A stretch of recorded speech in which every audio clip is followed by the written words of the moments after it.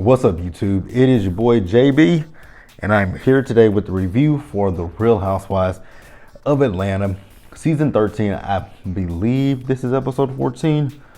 Let me make sure for a fact.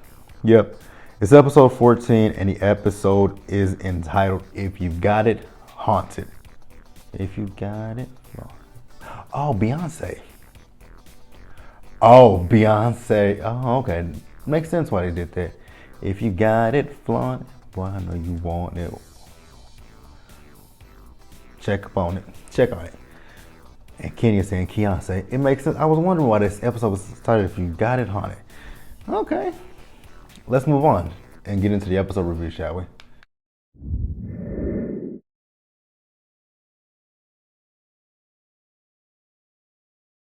All right, you guys. So, the episode. I will say that this was a pretty good episode. I have to say that. So we start the episode up with Kenya. So we see Kenya. So Kenya is meeting Fallon and she's meeting Marlow. I don't know where the other ladies were. I mean, Candy wasn't there. Toya wasn't there. Drew wasn't there. Portia wasn't there. Shamia wasn't there. Cynthia wasn't there. It was just Fallon and Kenya. So Marlow has this showroom where she has her, her designer labels that she's gonna rent off to people. I'm sorry. Well, you know what? I was about to say I would never want to do something like that, but I do know that in the industry that people do that. These stylists, the clothes that some of these artists wear is borrowed. So cool. So Marlow is renting off her. I mean, that's pretty. I mean, that's not a bad idea. To, if you got nice fashionable clothes, rent that shit. So they're talking. So Fallon invites Kenya to her Halloween party that she's having, and she lets her know that it's just gonna be the girls. Her husband's not gonna be there. So Fallon leaves because she has to go do some touches on her costume. We'll talk about that later in the episode review. So that just leaves Kenya and Marlow. Now, I gotta be honest with you guys. When it comes down to Kenya and Marlow and the friendship with these two, it's just a little off-putting for me. Actually, let me pause here, you guys. I'll be right back. All right, you guys. So back to what I was talking about. So Kenya and Marlow, like, I'm out here for them mending fences. It's a little, it's a little off-putting, I would say, because yeah, it's really off-putting because it just goes back to what I was saying a minute ago about the fact that it's just Kenya and it's Fallon here. Like, where are the other ladies? So it's just weird, Now that Nene's not around, Marlow is being cool with Kenya. Like, I just wonder if Nene was around, would Marlow still be cool with her, trying to be cool with her? Because all last season, she wasn't. Like, last season, Marlow was still talking about Kenya with Nene. Like, when they were in Greece. Did Marlow go to Greece with them last year? I believe she did. Like, in Greece, when Kenya and Nene got into it, Marlow didn't do anything. The reunion, nothing. So it's just a little interesting for me. But, they have a conversation about Toya. Now, I do agree with, Marlow about, Toya. She told Kenya that, Toya was having a conversation with Portia and the other girls about her and Mark's relationship. Now, I didn't agree with, Toya doing that, and we'll discuss Toya a little bit later on in the episode review, but I didn't agree with that. And it does make you have a little bit of a side eye for her at that point. Like, why are you going around telling people that don't necessarily rock with Kenya her business? So, yeah. But that's really where that scene ended, and let's move on.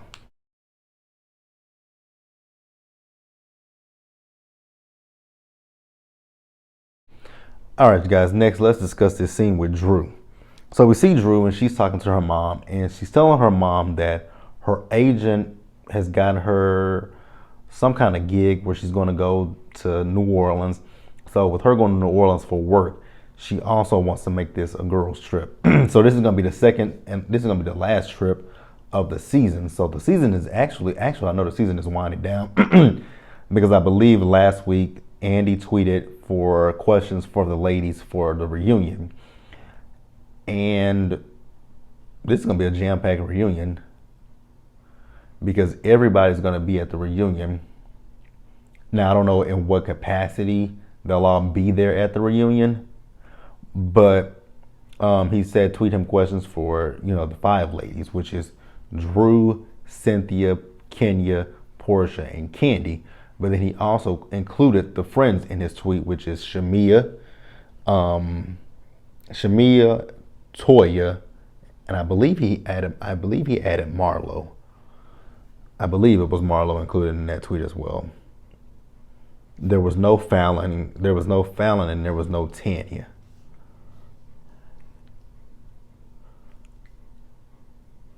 Yeah, I think that's it. So yeah, they're going to what was I talking about? See, my brain, we go off on a tangent and then I forget what I was talking about. Oh, the season's wrapping up. Okay. That's where we were. With the cast trip. Right. All right. So I guess Drew has some family that's down in New Orleans on her mom's side. So she, I guess wants to see them when she's there. So we do find out a little bit about her mom, and her mom was talking about what it was like for her dealing with racism, having to go somewhere where black people could use the restroom, the hotel room not wanting to have black people there. Like, interesting. So then we also find out that, Drew's mom is adopted, and I'm assuming from how they were talking, her adopted parents are white, which nothing's wrong with that. So Drew's talking about, she wants to find out a little bit of information about her, her mom's biological family, and her mom is not here for it. She's like, I don't need to know anything about them. They didn't, my dad and my mom, my dad didn't do anything for me, so why do I need to do that?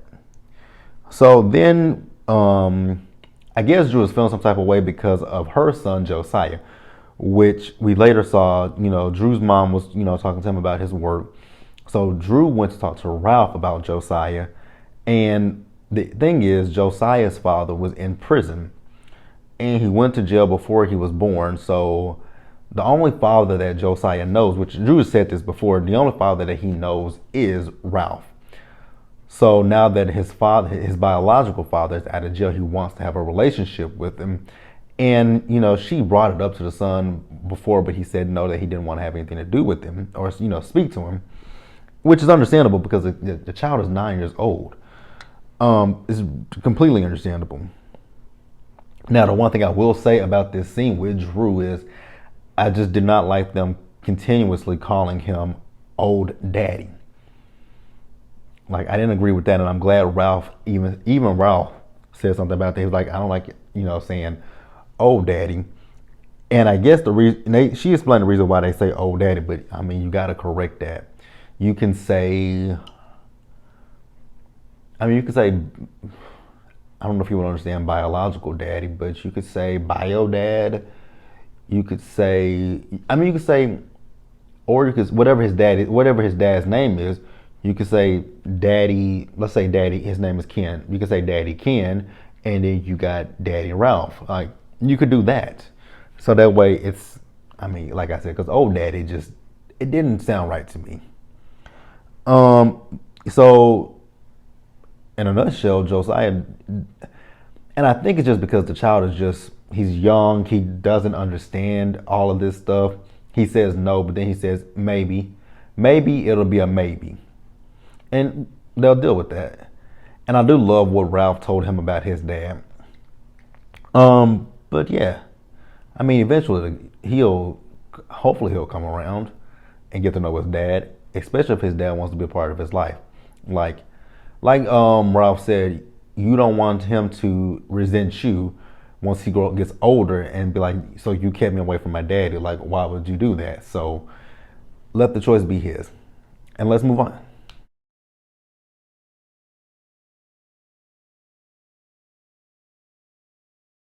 All right, you guys. Next, let's talk about Cynthia. So she and Mike Hill go out for lunch, and honestly, with this scene with Cynthia and Mike, it was a throwaway scene. It wasn't really much to it. Um, so they talked about the wedding. They talked about Cynthia's long ass wedding vows, which they showed snippets of it. Mike said it was 9 minutes, and the production, played some of the footage, which ramped up to be a little over 9 minutes. So Mike is talking to Cynthia about, their living arrangements. So we all know Mike is he's a sports newscaster. Who is he? Who does he work for? Does he work for ESPN? I think he's ESPN. So that's based out in California, in LA.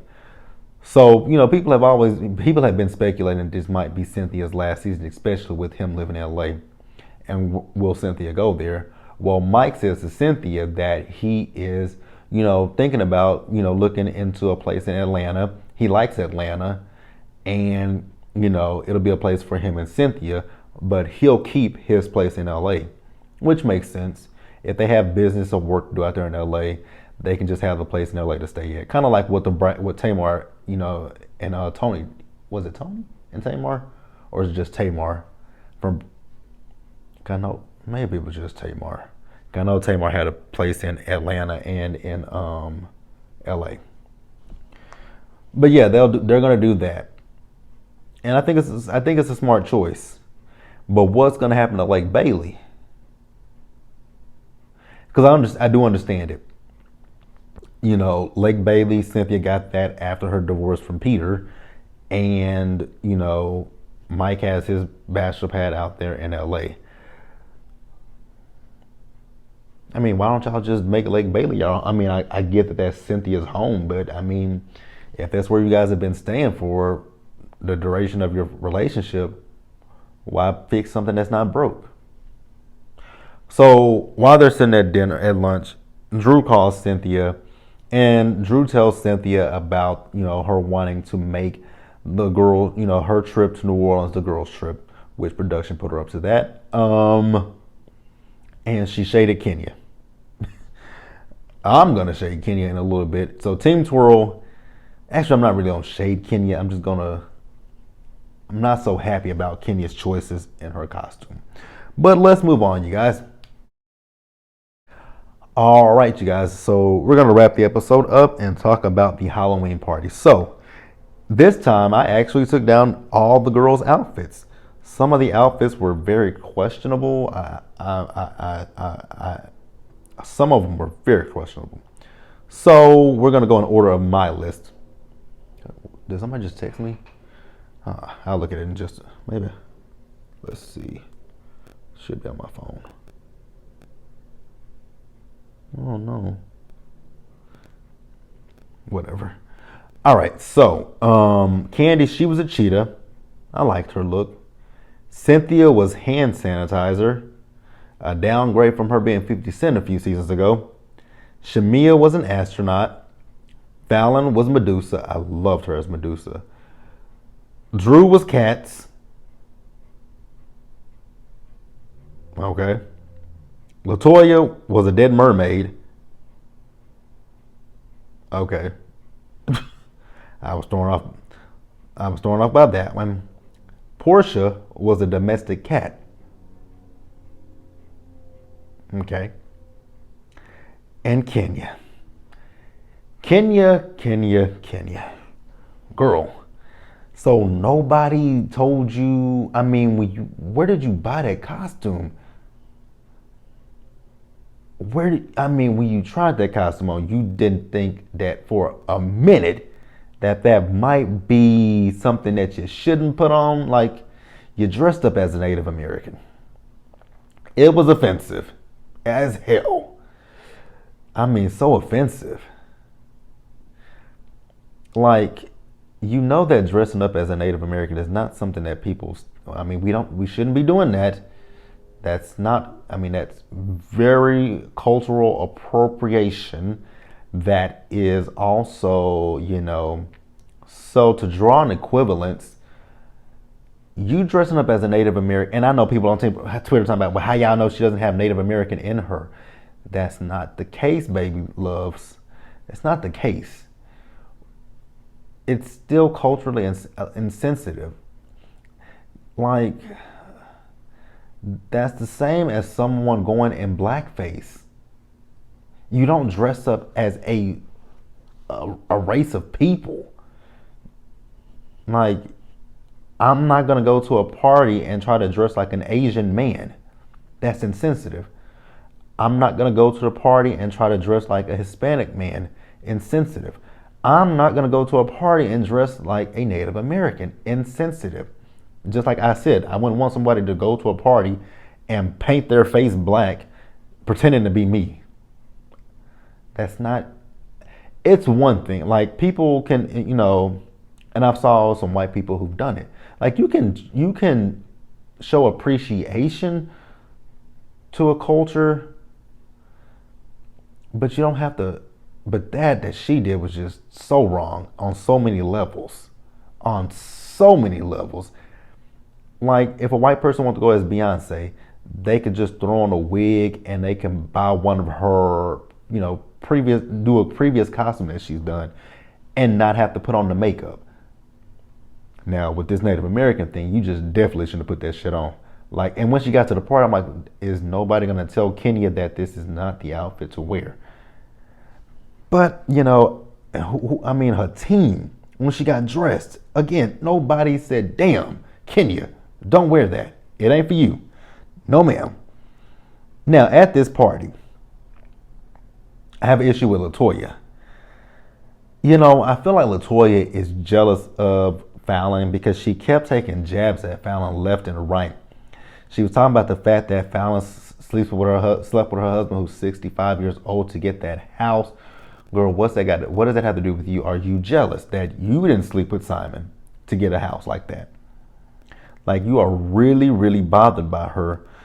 The ladies were talking about the lack of food at the party, which it did look, I ain't gonna say it looked like a lack of food, but it just didn't look like enough to feed all of them.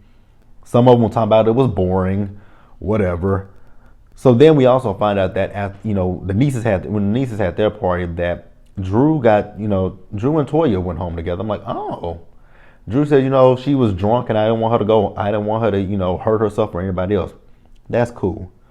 So then Toya mentions the fact that she and Kenya have not talking to each other, but Kenya kind of paid her dust at first, but then they eventually go outside and they have a conversation. So when they went outside to have the conversation, Kenya basically told Toya, like, you having a conversation with Portia about what's going on in my relationship with Mark, why would you do that? I'm not friends with her. That's not something that I wanted you to do. Now, I will agree with Toya on one thing that she said. She could not take Kenya seriously with that headdress on, and I couldn't take Kenya seriously with that headdress on. I want her to take that headdress off so badly. I just really want her to take that outfit off. I wish she had a better costume. But, yeah. So Toya said that she was defending Kenya to Portia. Honestly, I'm tired of the Kenya and Portia back and forth. I was thinking about this the other day, and to me, this seems reminiscent of the Talls versus the Smalls. This also seems very reminiscent of season 9 of Real Housewives of Atlanta. I feel like, what the hell was that?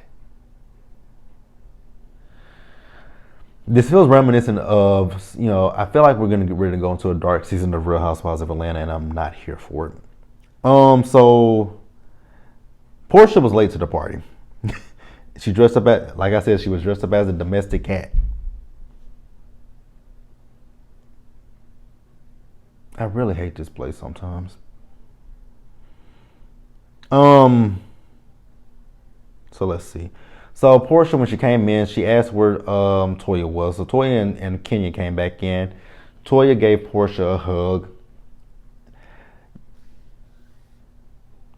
Yeah, I'm gonna keep my opinion to myself.